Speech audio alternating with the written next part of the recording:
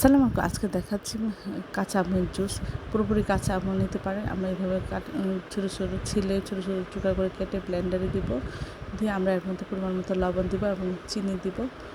আর এটা স্বাদ বাড়ানোর জন্য একটু বিট লবণ দিব। আপনার কেউ ঝাল খেতে চাইলে একটু কাঁচামরিচের অংশ ভেঙে দিবেন।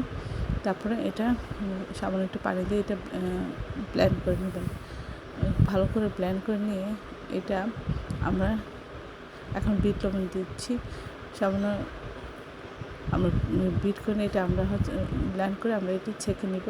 তাহলে তৈরি হয়ে একটা ফ্রেশ জুস আমরা পেয়ে যাব। আর এর মধ্যে পরিমাণ মতো পানি দিয়ে চিনি দিয়ে আমরা টেস্ট অ্যাডজাস্ট করে নেব। এটা খেতে অসাধারণ লাগে। আশা করি আপনারা একবার হলেও বাসায় এটা ট্রাই করবেন।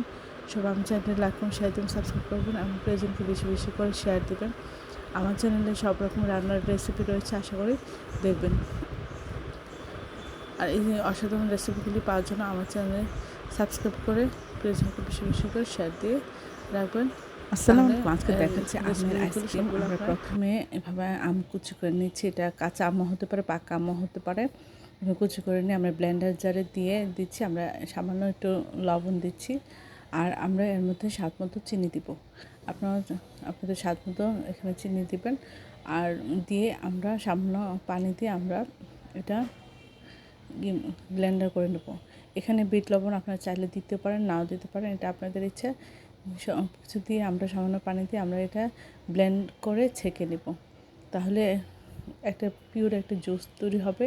আর এটা আমরা যে আইসক্রিমের মল আছে সেখানে আমরা ঢেলে দিয়ে দিব।